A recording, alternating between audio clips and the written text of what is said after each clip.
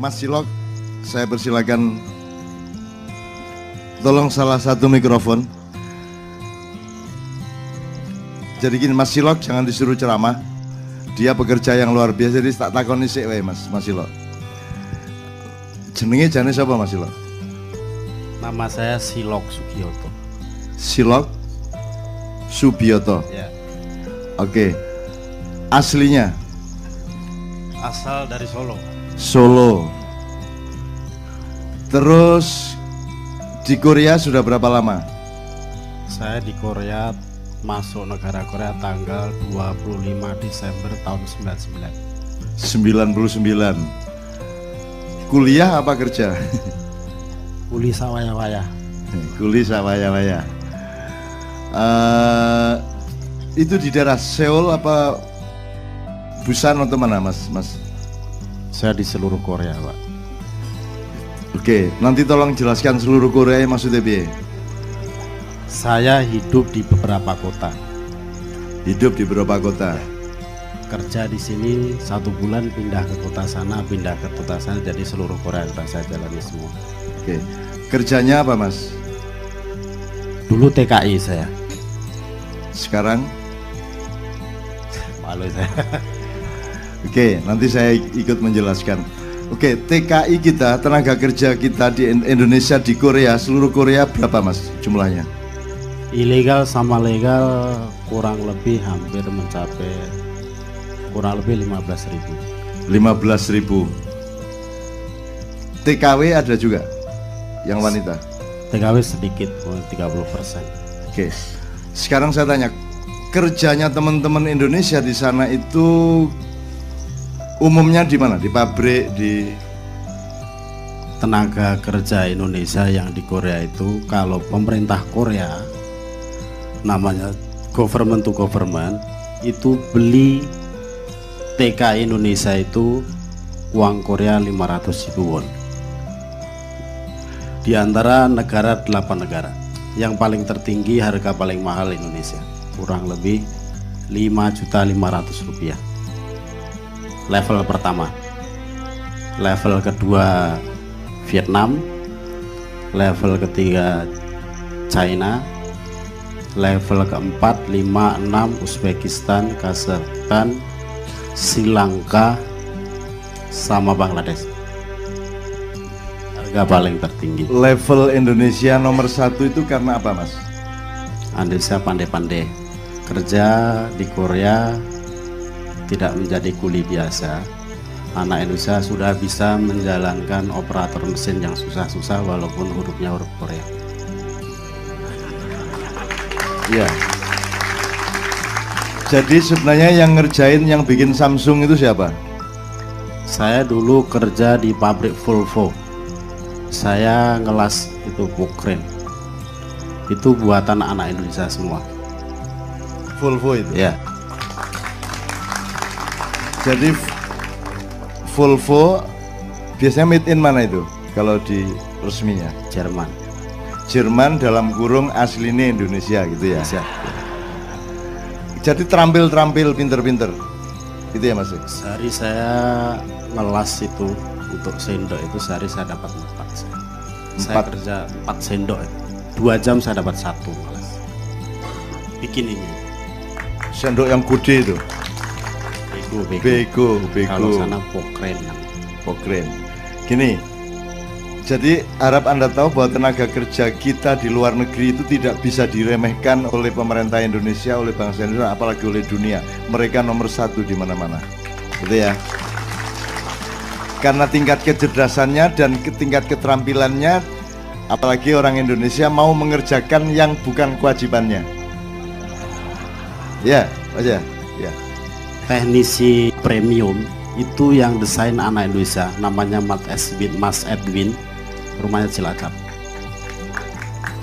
Perusahaan premium SK, namanya di sana ada SC, SK, ada GS. Itu pembuat instalasi premium itu yang bikin namanya Mas Edwin, anak Cilacap. Pertama 5 juta tadi itu sekarang gaji tertinggi berapa Mas yang anak Indonesia? Kalau kerjanya bikin pokrin itu tidak gaji basic, tapi borong. Satu bikin sendok itu harganya 40.000 won. 40.000 won bisa dikerjakan maksimal 3 jam. 40.000 won dikalikan 11 kurang lebih 440. Kalau sehari mau kerja jam 8 sampai kerja jam 9 malam, 3 dikalikan 3 aja kita udah kena 1 juta lebih.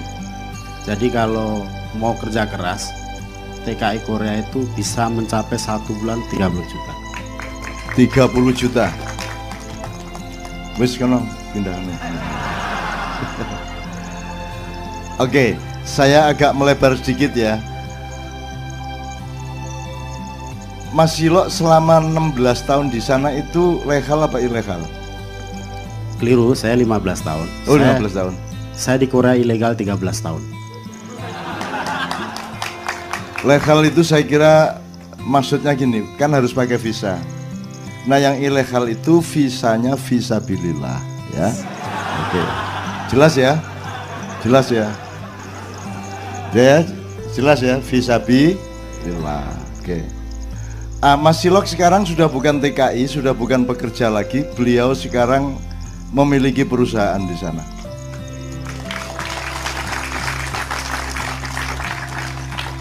Mas Silok beranak pinak di sini, bikin rumah segala macam. Kok sekarang mau balik lagi ke sana? Kenapa Mas Silok? Terus terang aja, enggak apa-apa. Biar sampean.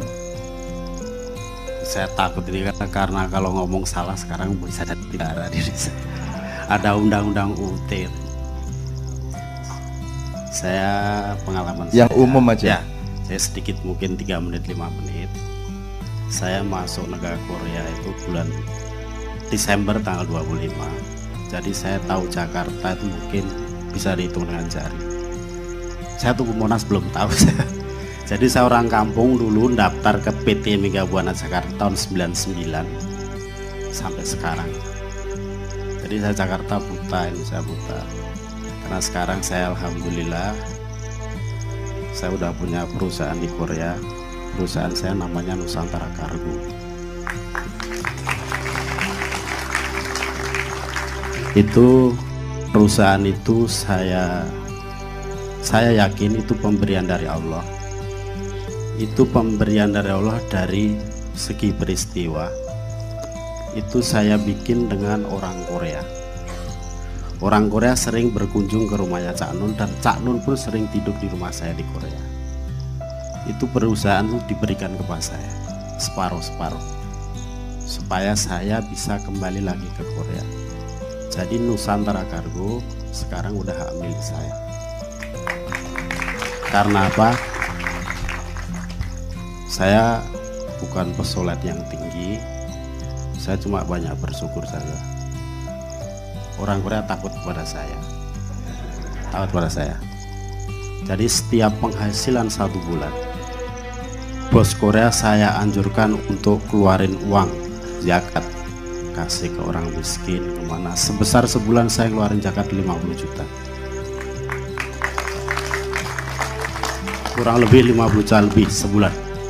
Dari situ Allah memberikan rezeki yang banyak sekali sampai bukannya kualan. Jadi saya sekarang hanya nggak pikir duit. Saya pengen bahagia saja.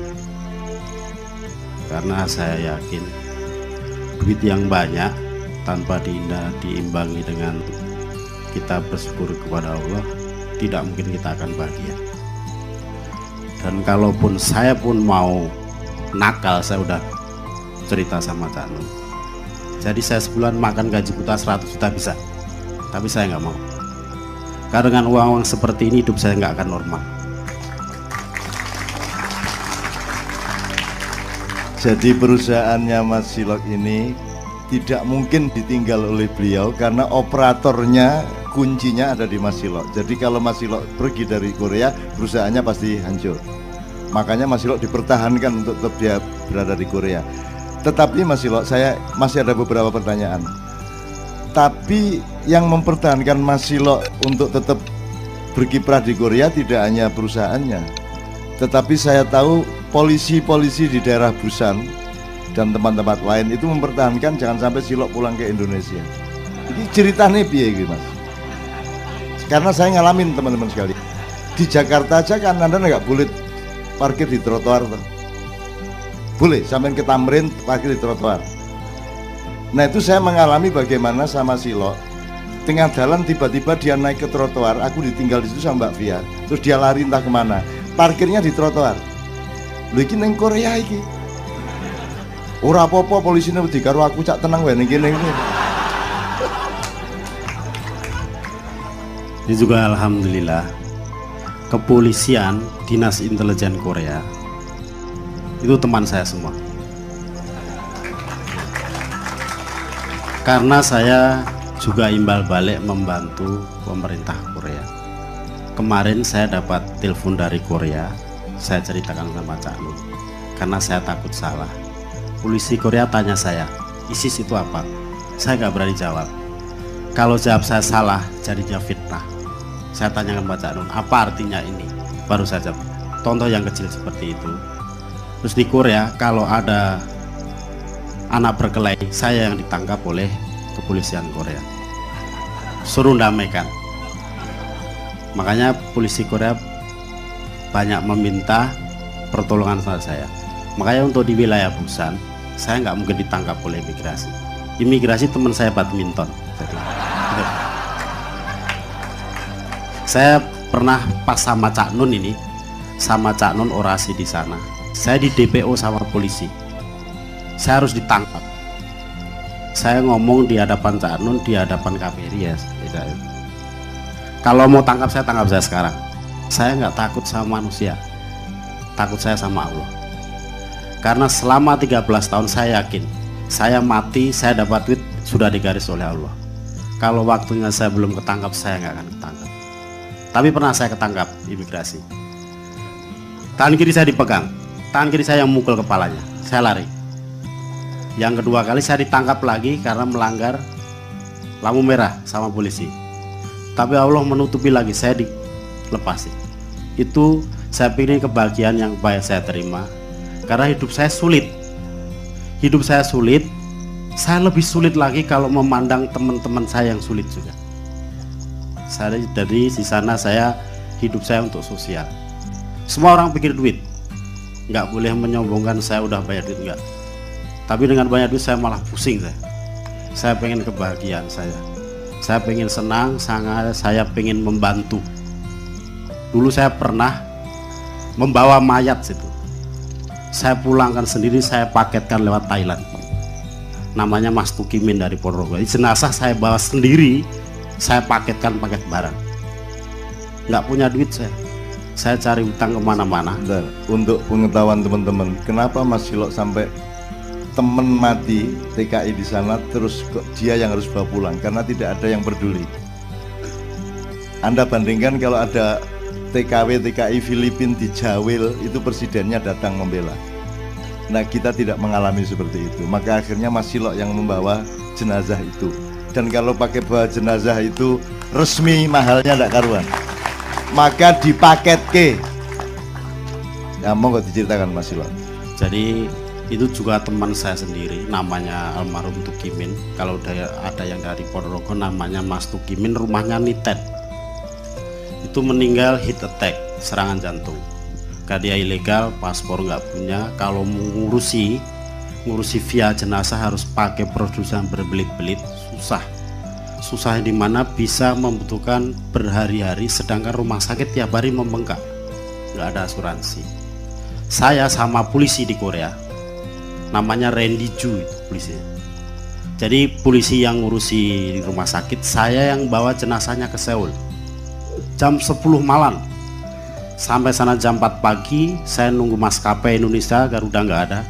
Saya terbangkan lewat Thailand Airlines. Saya bayar 4.500.000 won, kurang lebih 45 juta. Saya nggak punya duit. saya hutang teman-teman untuk membiayai jenazah ini pulang. Jenazah akhirnya tiba di Jakarta, tidak diantar ke Ponorogo. Saya dikembalikan uang 3 juta. Semua karena Allah. Saya mengumpulkan dana dari teman-teman, saya dapat kurang lebih 500 juta.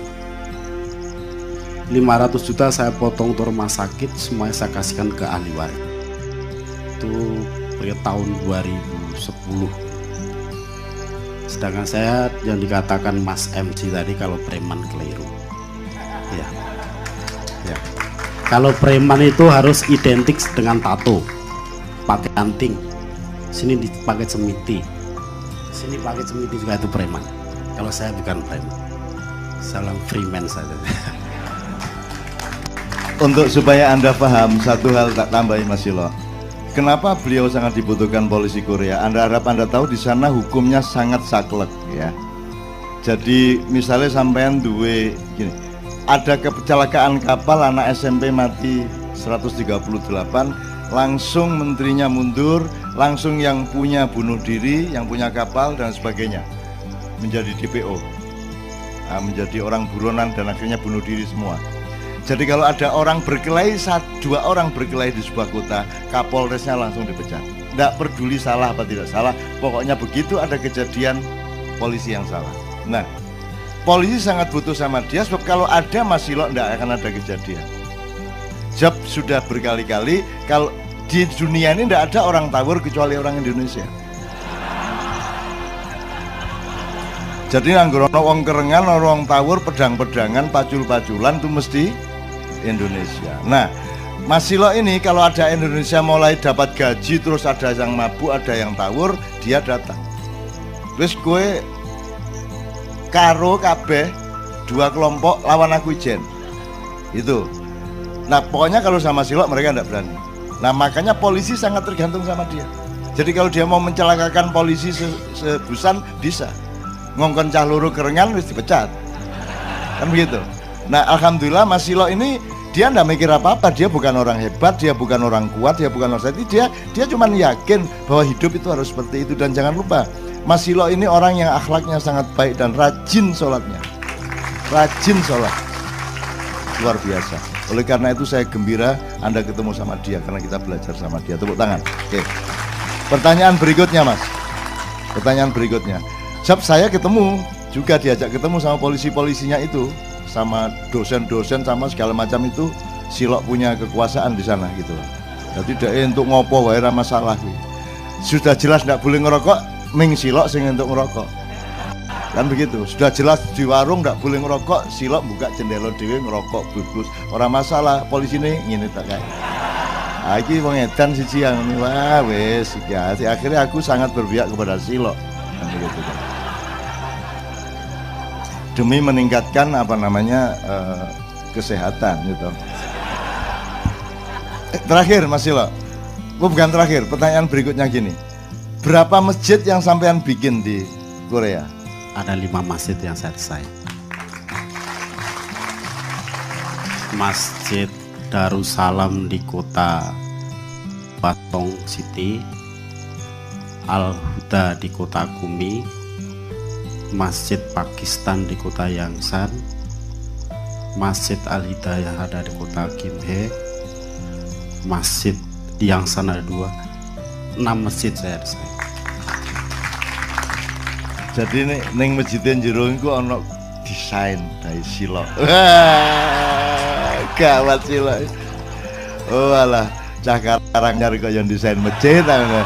Ya oke. Itu masjid ya, dan jadi Mas Silo ini selalu nyponsori pengajian-pengajian apapun di sana, tapi dia tidak pernah mau menjadi pimpinan Islam, tidak pernah. Wis pokoknya gue tak ewangi wes komburi. Jadi kalau di Jawa namanya itu tuturi handayani, dia tidak perlu ing ngarsa sing tulodo, tidak perlu ing madya mangun karsa, sudah pasti, tapi beliau selalu tuturi handayani. Tepuk tangan. Oke.